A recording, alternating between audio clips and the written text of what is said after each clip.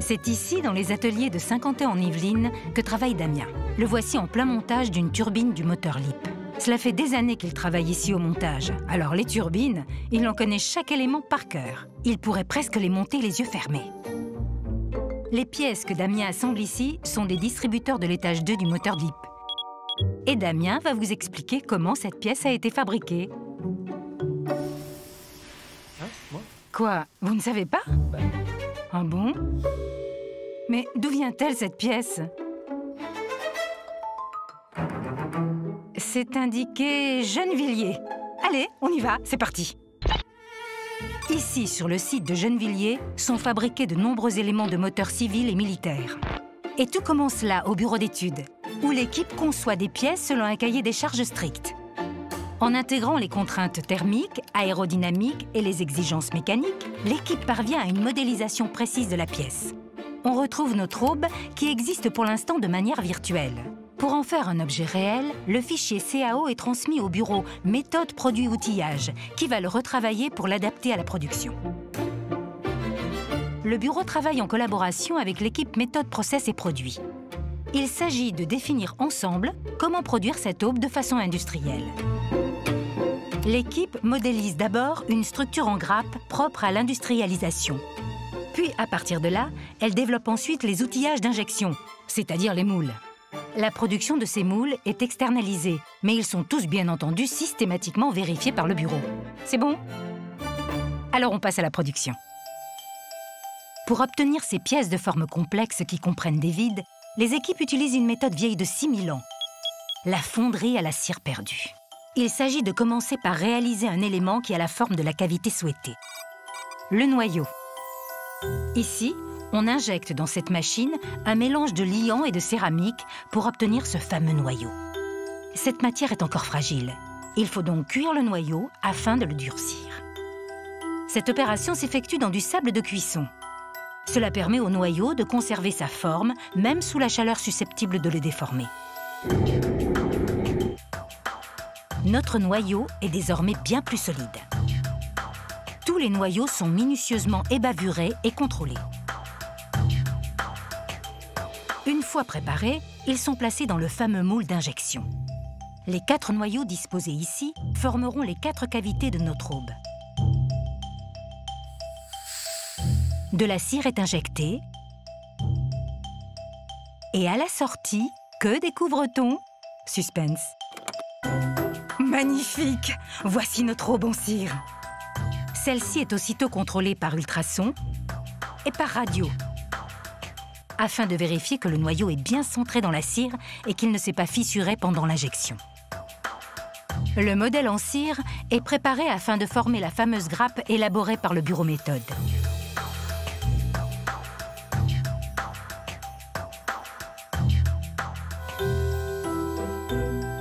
Ces grappes sont conduites au nettoyage, indispensable pour supprimer toute trace de manipulation ou d'agent de démoulage.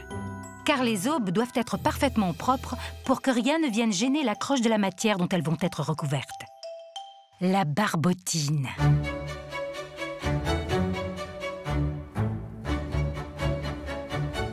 La barbotine, c'est une sorte de pâte fluide.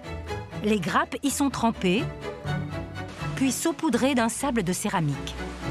Une fois séché, l'ensemble forme une croûte. Cette opération se répète plusieurs fois jusqu'à l'obtention d'une carapace de céramique suffisamment épaisse. Il s'agit maintenant de faire fondre la cire qui est à l'intérieur. C'est une opération délicate, car les grappes sont constituées d'éléments en cire emprisonnés dans la céramique. La cire va se dilater sous la chaleur, mais pas la céramique. Alors, pour éviter que celle-ci ne se fissure, l'opération est effectuée sous pression dans un autoclave.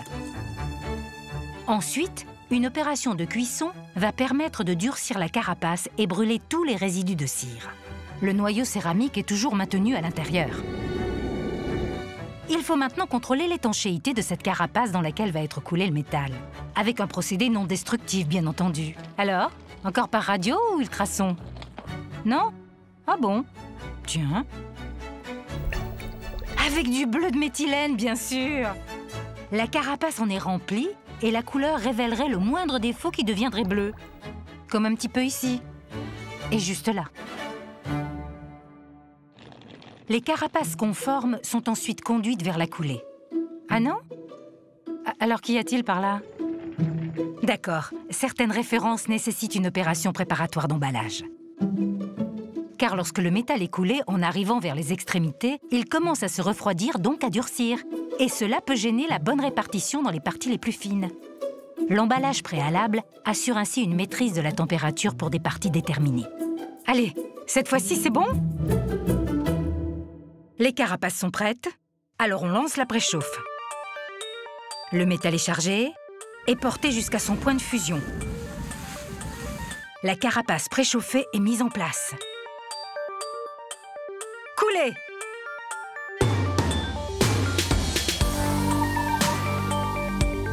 L'étape de refroidissement est cruciale. C'est le pilotage précis du refroidissement qui donne au matériau ses qualités de haute performance thermomécanique. Un anneau refroidisseur permet la maîtrise de cette phase de solidification dirigée. En se refroidissant, le métal se rétracte légèrement, ce qui provoque le craquement de la couche de céramique. On aurait presque envie de secouer tout ça pour dégager la pièce complètement. Eh bien, c'est exactement ce qui se passe durant l'opération de décochage.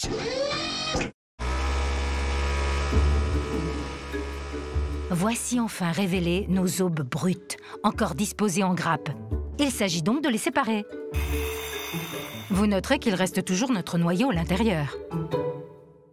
Pour s'en débarrasser, on va le dissoudre dans un bain de soude. C'est la machine qui est juste derrière.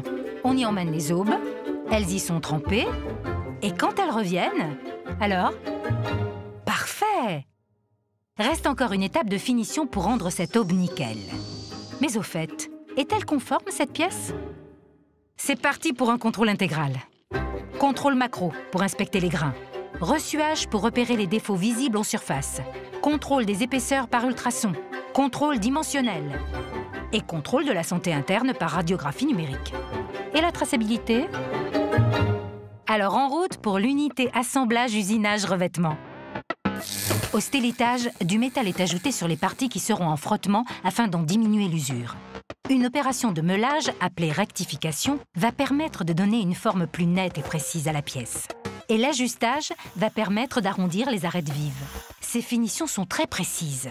Cette machine de mesure tridimensionnelle effectue pas moins de 150 mesures par pièce. Selon leur place et leur fonction dans le moteur, certaines pièces vont être soumises à de très hautes températures. Afin de refroidir ces pièces, une opération de perçage permet de rajouter des trous pour accélérer la circulation d'air. Ce micro-perçage se fait à l'eau. Oui, enfin, avec une électrode. Cette tige très fine calibrée au diamètre du trou est creuse pour laisser passer l'eau. Quand on voit la finesse de la tige, on comprend aussitôt que l'action de perçage n'est pas mécanique, mais électrique. Certaines pièces vont maintenant être habillées de plusieurs petits éléments complémentaires. Ces éléments sont fixés à l'aide d'un cordon de brasure qui est ensuite fondu au four.